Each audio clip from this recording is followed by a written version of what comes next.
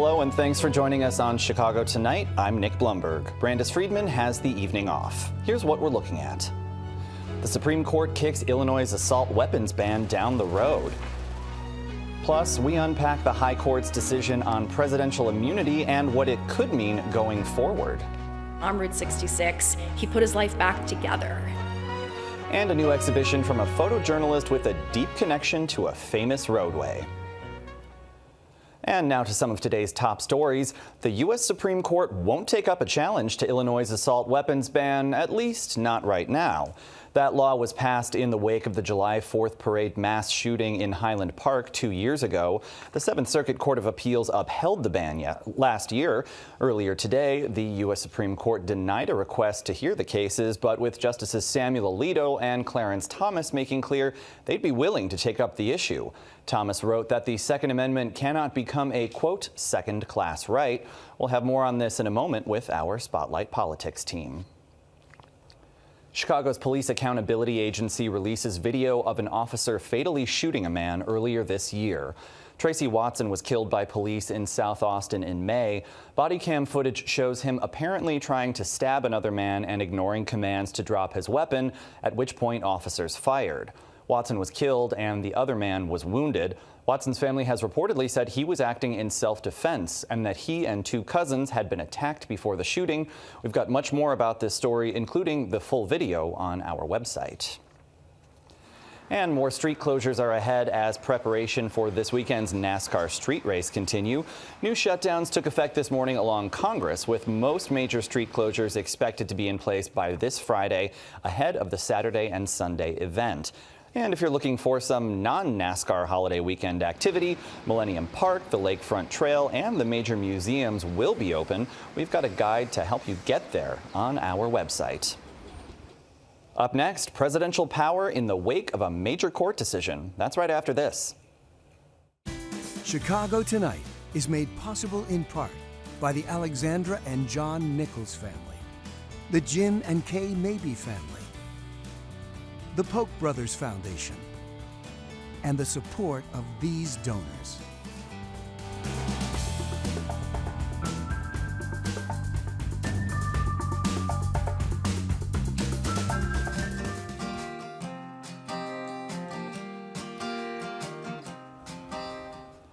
Former President Donald Trump's sentencing over hush money payments is on hold for another 2 months after the Supreme Court rules presidents have broad immunity from prosecution. That 6-3 ruling dramatically expands the power of the president with the decision that they cannot be charged for official acts. The decision was sparked by another of Trump's indictments over charges he tried to subvert the 2020 election. Trump immediately celebrated the ruling as a big win for the country, but many Democratic leaders and dissenting justices on the court called the decision a dangerous precedent that could create dictator-like powers.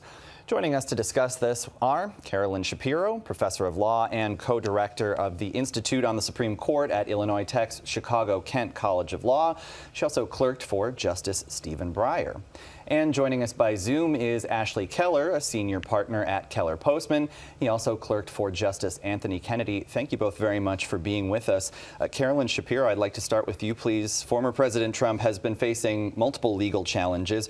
Remind us the background of the case that the Supreme Court just ruled on. Well, the background is January 6th and events leading up to it, and the indictment charges him in various ways of conspiring to or attempting to essentially overthrow the election. The legal charges are slightly more technical than that, but that's what the case is about.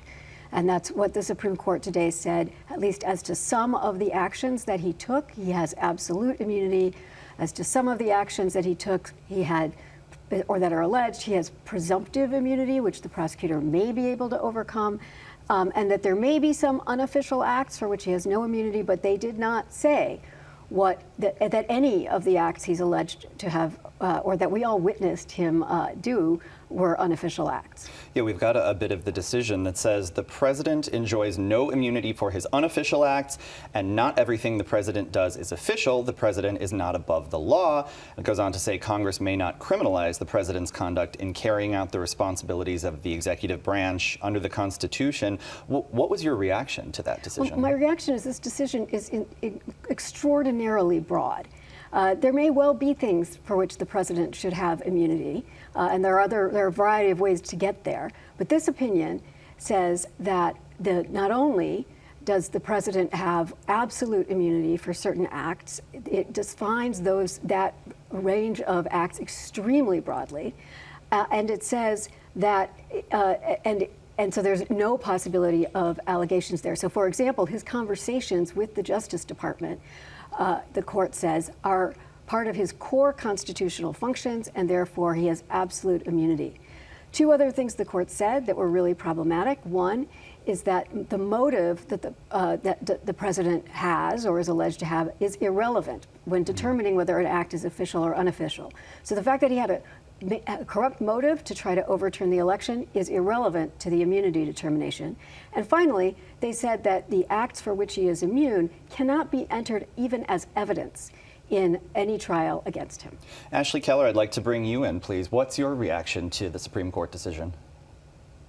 Yeah, thanks. So I have a little bit of a different reaction. Let me give your listeners a hypothetical. If Congress passed a law saying that WTTW could not post this broadcast because Congress disagrees with your political bent, and if this broadcast did go forward, anybody who was involved in it would be punished by 10 years in prison, you would be immune from prosecution if you nevertheless went forward with this broadcast, because the First Amendment would render that law unconstitutional. And the same principle is what the Supreme Court is picking up here under Article 2 of the Constitution. If Congress passes a law saying the president shall go to jail for 10 years if he vetoes any legislation that Congress passes, of course that would be unconstitutional. The President of the United States has a core executive prerogative to veto legislation. Let's talk about what Professor Shapiro just discussed. The President of the United States is vested with all of the executive power. Of course, he has a core constitutional prerogative to consult with the Attorney General about whether to prosecute election fraud. And it doesn't matter whether you think he's right about the election fraud, just like it doesn't matter whether you think he should veto the legislation or not. So the principle in play here is that the Constitution of the United States, which defines the scope of the president's executive authority, is supreme law over any criminal statute. Of course, the president's not a king. We don't have a monarchy today when we yesterday thought we had a constitutional republic.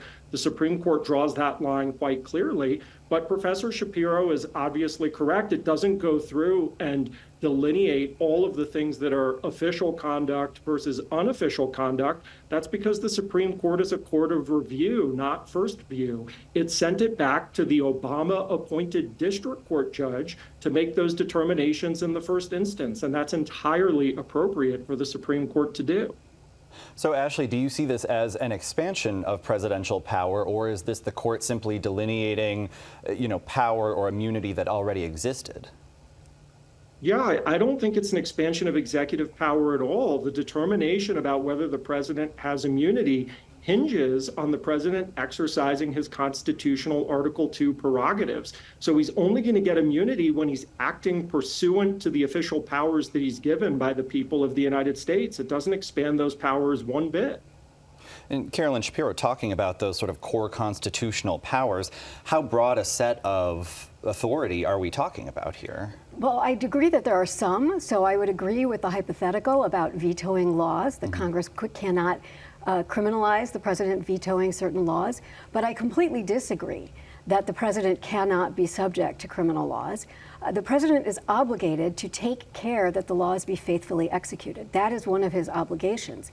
And the majority in this case has actually turned that obligation on its head by saying that when the president says that he's acting to take care that the law be properly executed, he's actually immune from prosecution for anything that he does. And that seems to me to be the opposite of taking care that the law be faithfully executed. Should President Trump be reelected, could he simply instruct the Justice Department to drop these subversion charges? Well, he could do that anyway. Yeah. That was true before this ruling. So if he is reelected, he would have done that before, and he will do that regardless of the immunity ruling below. Ashley Keller, are you confident that there are enough checks and balances in place on presidential authority, on the prerogative that they have? I think that the presidency has expanded quite a bit in terms of its prerogative. I think that we should get back to the core of Article 2. So I have problems with the modern presidency. I don't think that that has anything specific to do with President Trump. I think this has been a creeping issue for quite some time. So no, I'm not confident about that, but it has nothing to do with the decision that issued the other day. Carolyn Shapiro, the justices sent this case back to the lower court to determine which acts in the indictment are official, which are unofficial. Do we have any idea what that process entails? We really don't. They gave actually surprisingly little guidance to the lower courts about how to make that determination.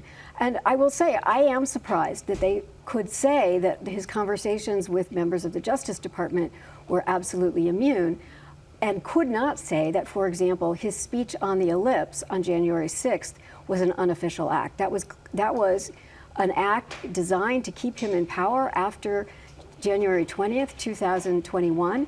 That cannot be an official act. So I was surprised by that. And they did not give any guidance to the lower court about how to take into account the fact that that's what this was all about trying to overthrow a free and fair election. We've got about a minute left. Ashley Keller, you know, a Gallup poll found about 40% of folks approve of the Supreme Court, an all-time low. Is this the kind of case that could affect public trust in the justices?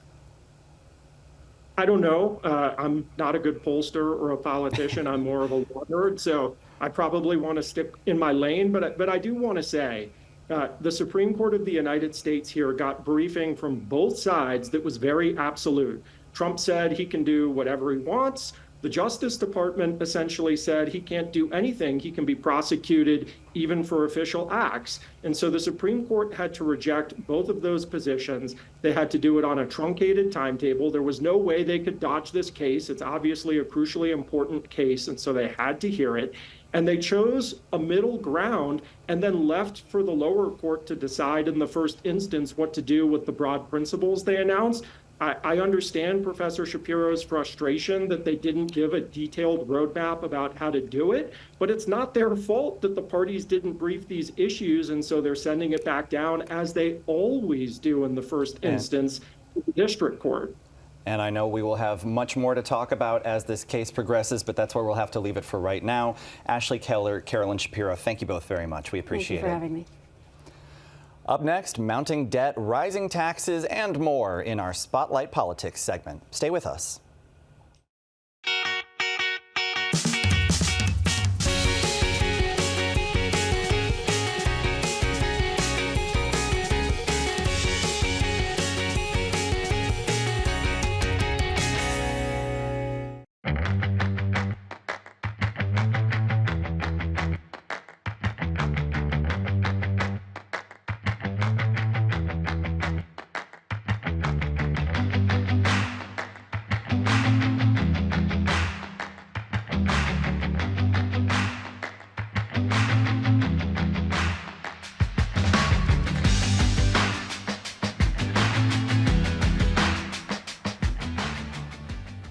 The Supreme Court passes on hearing the case against Illinois' assault weapons ban for now.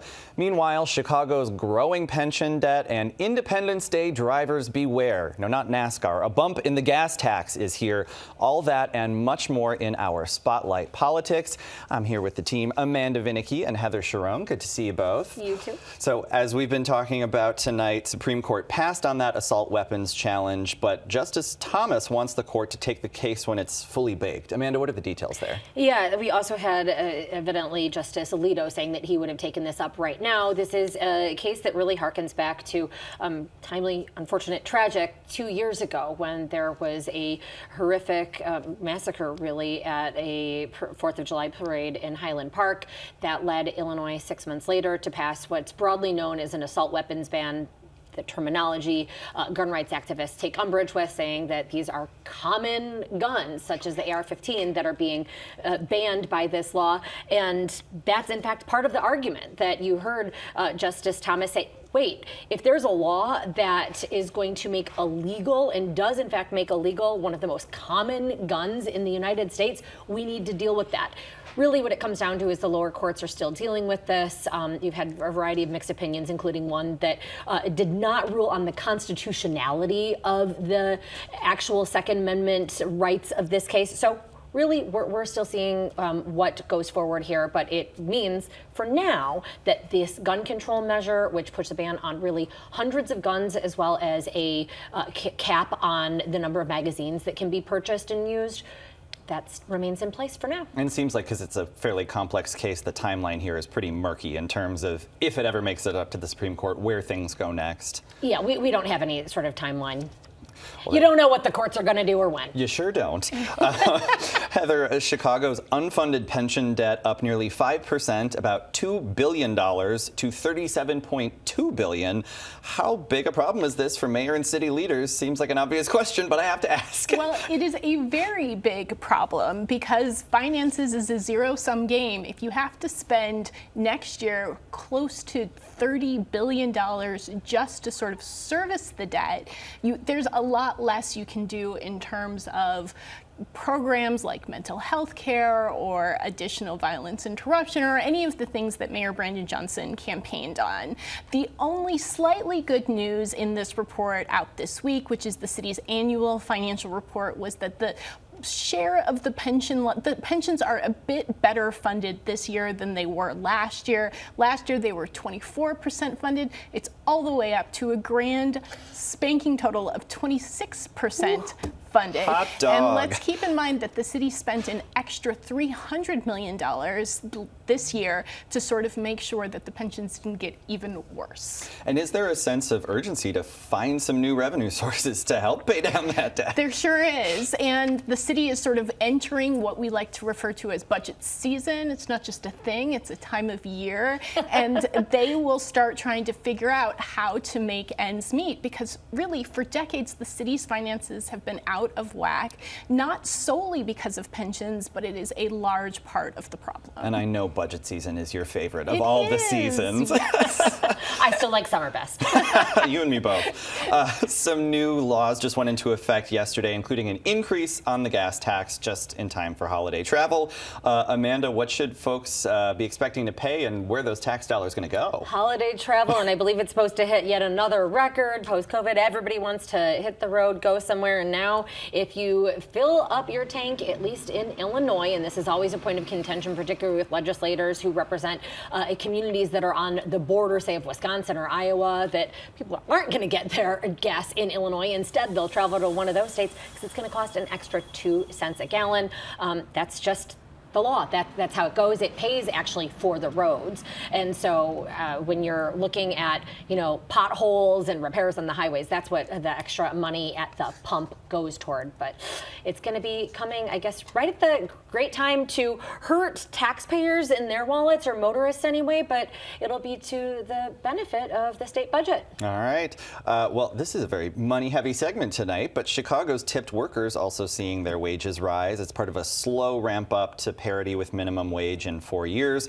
Heather, do you think it's likely increased labor costs are going to mean steeper bills for restaurant patrons? Well, restaurant owners are really worried about this because this sort of starts to shift the burden from diners and patrons to sort of make up the salaries for waiters and waitresses from the patrons themselves to the restaurants themselves. So everybody's supposed to get at least the minimum wage, which also went up. And if restaurant workers don't get that in tips, the restaurant owners are supposed to make that up. Whether they do or don't always is a point of contention. But this is really sort of the centerpiece of Mayor Brandon Johnson's sort of labor agenda in his first year in office. And he says this is really about equity, and that people should not have to sort of expose themselves to sort of having to flirt with customers or sort of live and die on sort of their tips to live sort of a financially secure life. Well, it has been a huge political story the last few days after the president's shaky debate performance last week. A lot of nervous Dems gathering for calls about the upcoming election, including Governor Pritzker, who's standing by the candidate so far. Amanda, do we know any of the details of those conversations? We just know that Governor Pritzker was part of a call with other Democratic governors yesterday and is set to be on a call tomorrow with the president himself. This would be via Zoom or whatever video platform they use, not an in-person meeting. But we don't necessarily have an agenda. We just know that there are a lot of nervous Democrats. As you noted, Nick, the governor has certainly been standing by his man. That is not unexpected, particularly given that his name is on the medium list. I don't know if about quite short list, but at least on the medium list for potential replacements if something were to happen at the very, very top of the ticket. So you're not going to see Pritzker being the one to speak up, trying to oust Biden. We've got about 15 seconds left. Today was the first Democratic official to publicly call on Biden to step down. Heather, put your prediction cap on. Are we going to see any more? So we just heard the president speak at sort of an event saying that he was tired from all of the international travel that he had made and that he didn't think it would be a fatal flaw to his campaign. So he certainly hopes he's the last. All right. Well, time will tell. Always a pleasure to see the two of you. Amanda Vinicky, Heather Sharon. Thank you. Up next, how a photographer's life and work intersected with an iconic highway.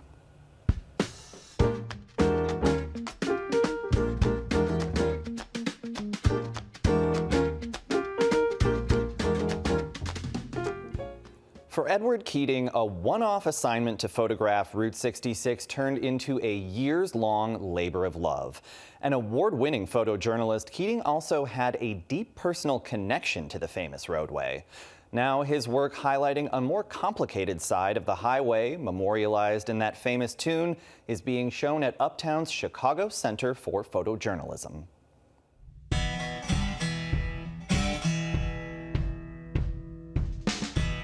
What could be more classic Americana than Route 66? One of the country's original highways, starting in Illinois and running through the Midwest, Southwest, and into California. But photographer Edward Keating didn't take such a rosy view of the roadway. So it was really important for him not just to document the vistas and the beautiful backdrops of Route 66 from Chicago to LA, but really document the people, that many of whom were left behind, people that moved here for, with so many hopes and dreams, and a lot of those dreams were shattered. He wanted to document the reality of this highway, not just get your kicks on Route 66. And for Keating, Route 66 wasn't just a highway. It was a place to heal while he was on the road during a chaotic time in his life. He was about 21 years old with a major drinking problem, just finding himself on Route 66. And it was the place that he really hit rock bottom. But at the same time, not too long after that, on Route 66, he put his life back together.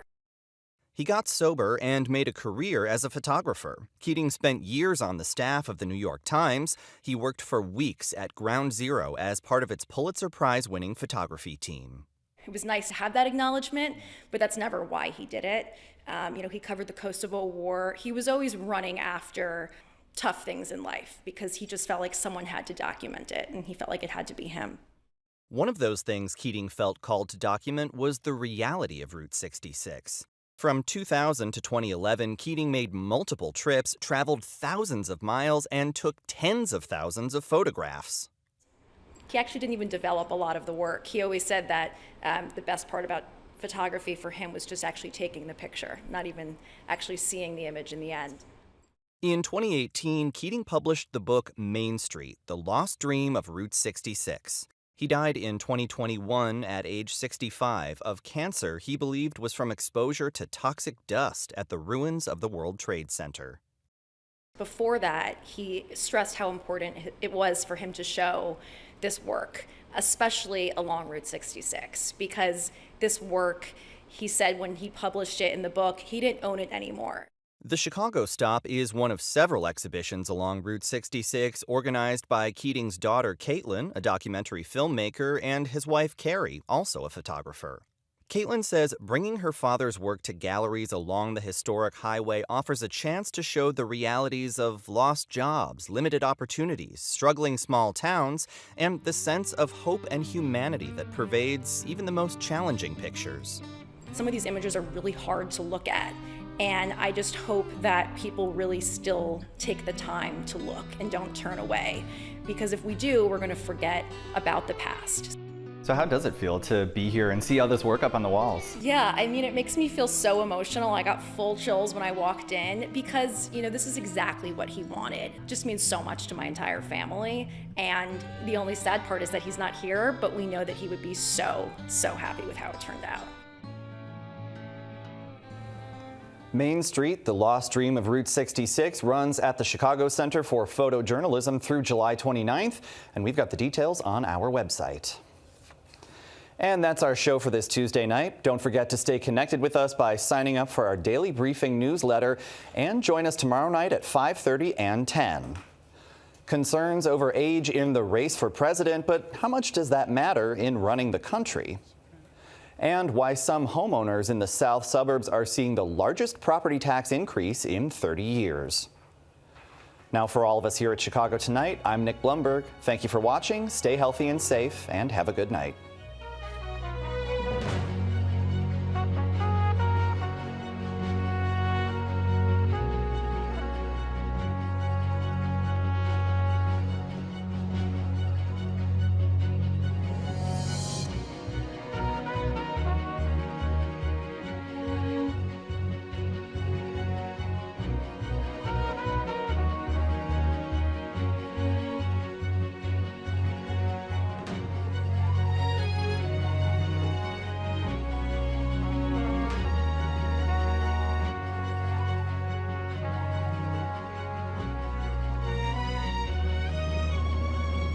Closed captioning is made possible by Robert A. Clifford and Clifford Law Offices, a Chicago personal injury and wrongful death firm that is proud to recognize its founder and senior partner, Robert Clifford, who ranked #1 in the state of Illinois by Super Lawyers Top 10 2024 Illinois Super Lawyers List.